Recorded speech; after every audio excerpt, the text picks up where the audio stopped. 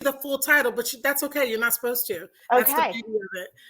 That's what he said. We are live. Yay. Hi, everybody. I'm so sorry to the audience and to you and to everybody. I'm so sorry I couldn't figure out how to get live on Facebook. This technology is a bear. It is a bear. And I always joke that it's funny because you can learn it and think you got it, and then they'll change it.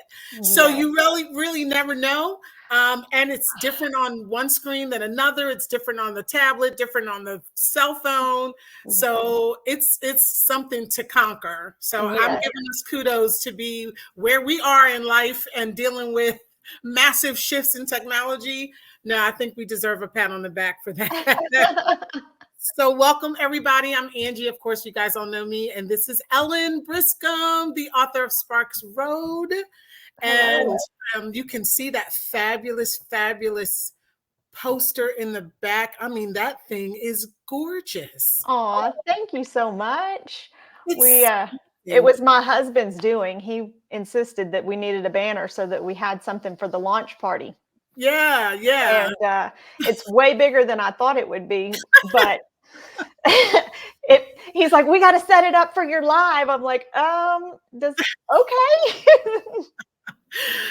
So I'm going to sort of talk to you about a little bit about that. Of course, we're going to talk about the launch party, but we also want to give a little value to people who might be joining us on YouTube or anywhere else on social media. So, part of this is just keeping you all informed. Those of you who are already fans of Ellen and fans of the book, and those of you who follow 846, part of this is just keeping you up to date on what we're doing. But part of it is also helping people who might be in the process learn a little bit more about what it means to write a book, to publish the book, to market the book. And Ellen is deep in it. I mean, she is a pro at it by now. I'm sure you don't feel like a pro. No, I feel like a newbie, and I feel like I need a life jacket thrown to me. Throw me a life vest. That's awesome. Do you feel like an author? Do you consider? I talked to my business partner the other day. She and I have written 2 books together. I was the editor for her first book and her workbook. So she's now 4 books in and says that she still doesn't feel like an author. It's such a curious thing. I wonder what you might say about that. I feel like had I not told the world that I used you to help me write the book, I would feel like I was being a cheat or scamming somebody. But I don't necessarily feel like an author yet. I think I'm hoping by book 2, it will come. Yeah. Like I was working on Facebook or one of the pages and was writing that I'm an author. Holy cow, I can write that now. Like, I really am an author. We have a book. We have we have produced something. So it comes in waves. Some days I feel like, oh, look at me go. I'm an author. I can't wait till the actual book comes. I think maybe that will make it more valid. Yeah. When you hold it in your hand, that does make a big difference. Yeah. And I always say this, and it is particularly true in your case, perhaps more true in your case than many of the other clients that I work with, because you were so involved. I mean, we were on the phone sometimes daily. Yes. I mean, but certainly every week we were on the phone for hours and hours and hours, massaging the book into what it became. And I also joke about this book in particular because we had to write it over and over because you were astute enough to know the first 2 times that it wasn't what you wanted. It wasn't right. It was good, but it wasn't right. Right. And so we had to go back and do it again until we got it actually right. And I think a lot of people assume that, you just throw the idea at the ghostwriter and then you go off and live your life and they show up one day and go, here's your book. And it doesn't work that way, does it? Which is one of the reasons why I feel like I'm an author is because we spent so much time together and I had so much input in the stories and in how it was all put together. You put your flair of beauty on it and turned it into an amazing piece. But the story piece, it's hard to follow the story sometimes. So yeah, we spent a lot of time on the phone, on Zoom, on any smoke signal, however we could get to each other.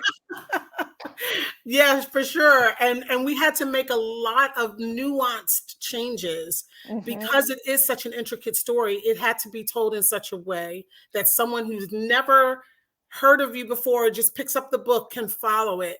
And I think that really is the genius that you brought to the book, because you were able to say, they're not going to get this. Like, they're not going to understand how this all works together. We have to change this, change that. And we worked on, like, down to the sentence sometimes to Yes. the wording right so that things were really super clear. So I think people who are considering ghostwriters, no matter who it is, me or anybody else, I think you have to be prepared for the fact that it's still your book. It's still your project, and you've got to be an active participant in every step of the way. Yes. And so for all of those, I just got a text message today from someone asking if they could give me a call because I've gone through this process now. And I was like, absolutely, call me. I have the perfect person for you if you would like to write a book. But it's the relationship. It's the bond that we've created. I mean, like, you're one of the family now. That's just how I feel. That's awesome. That's awesome. So let's talk a little bit about your launch party, because it's one of the things that really becomes so it starts off as something very exciting when you mention a launch party.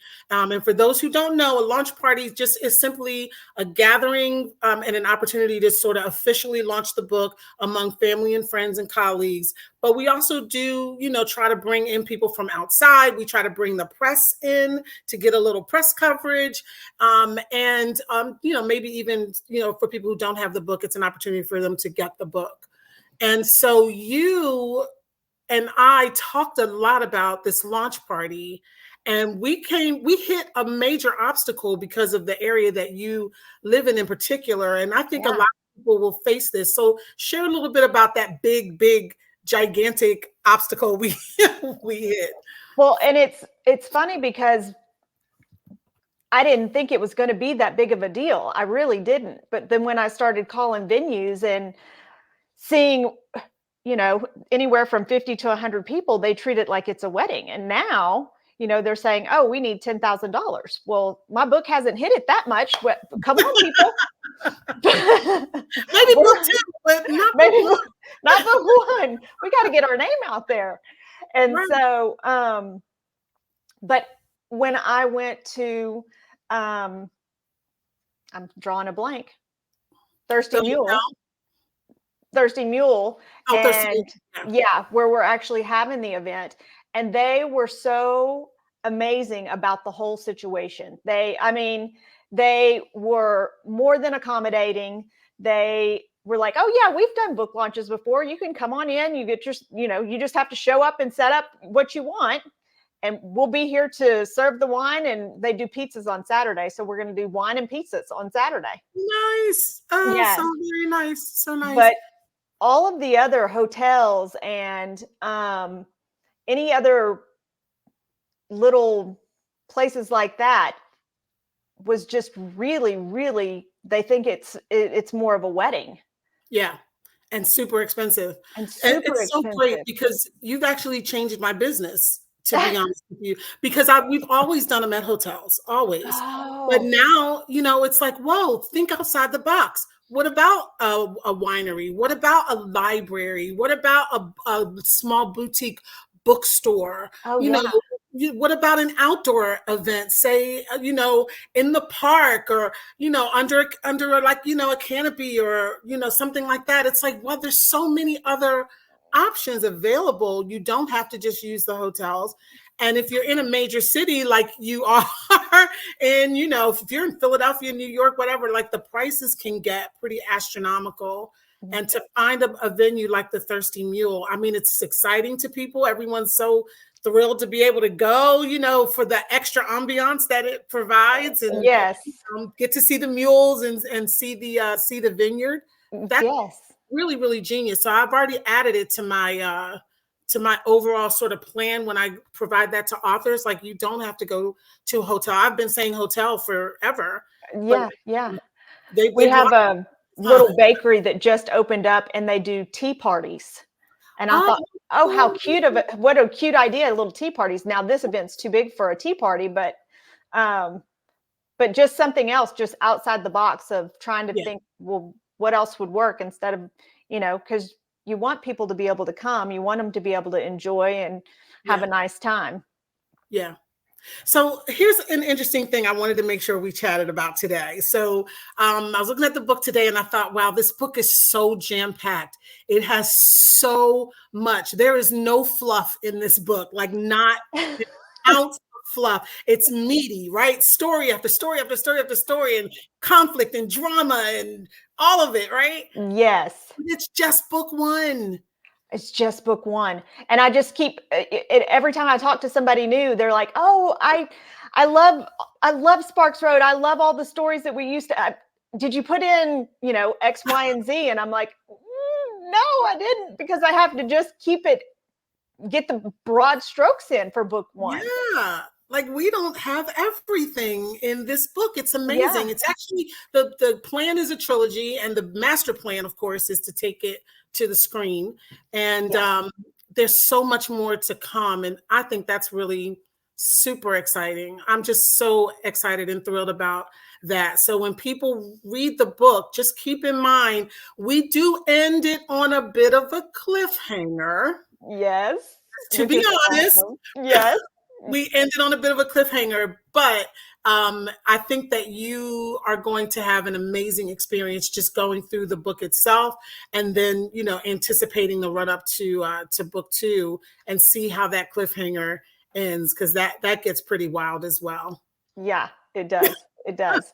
And then you'll just have to know that book two is coming shortly. We're Right? not going to leave you there forever. We're You just going to leave promise you there for a little while. we will not leave you. I promise we won't. There's some things about book two even I don't know yet. So I'm as much a fan as I am a participant in the process. I'm so excited for it all. It's gonna be Where great. book one is a love story and you get to meet all the people, and book two will be much more trauma and dramatic, and uh, life's hard for a little while there. Yeah. And Meeting all the people. As I go back from time to time and I just read a chapter. It's just a weird thing I do. And so every now and then I'll just go back and grab a chapter. And I read a chapter about Janet, who you guys will get to meet in the book. And I realized like my admiration for her, my affection for her, my respect for her has grown. Like Linda, your other mom, mhm, it's like she's larger than life, right? yes, And she is in the book. She is in reality. If you guys come to the launch party, you might get to meet Linda, and you will see what I mean. She is everything. We couldn't even really truly capture her in the book as well as real life would do, right? yes, I agree.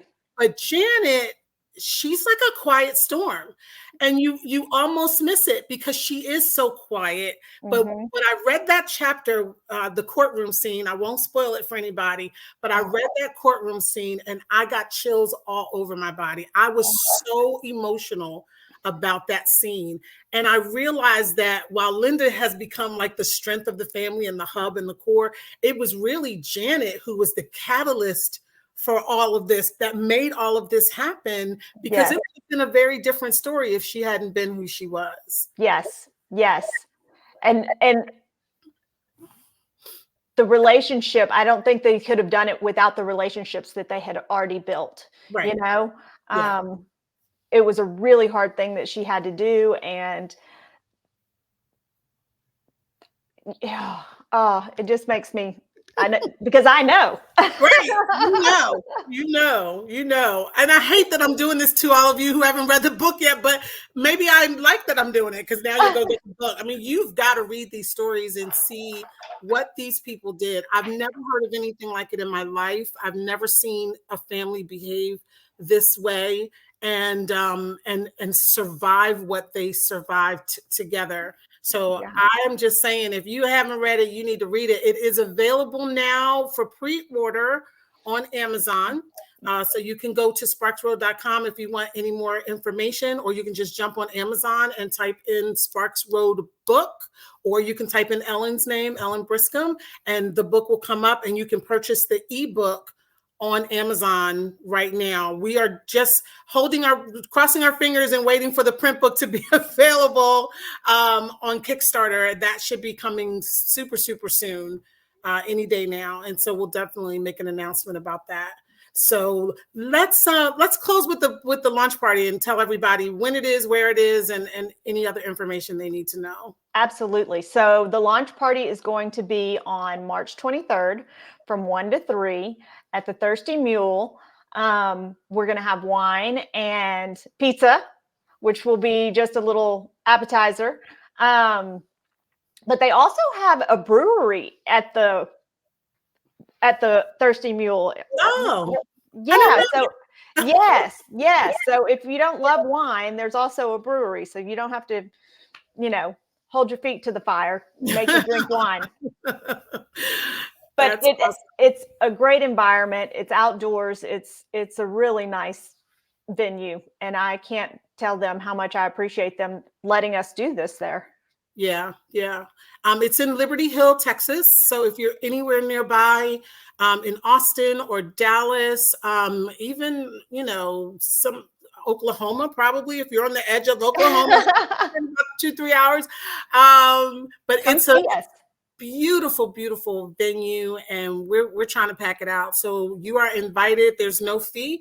Come on in, have a great time, and get to meet Ellen. That's really the thing I want to stress, is that she is someone I think everybody needs to meet. There are a handful of people like that in the world that I say that about, and I think everybody just deserves an opportunity to meet Ellen and just the love and the warmth that she exudes. So come and join us. And if you have questions, let us know. We're open.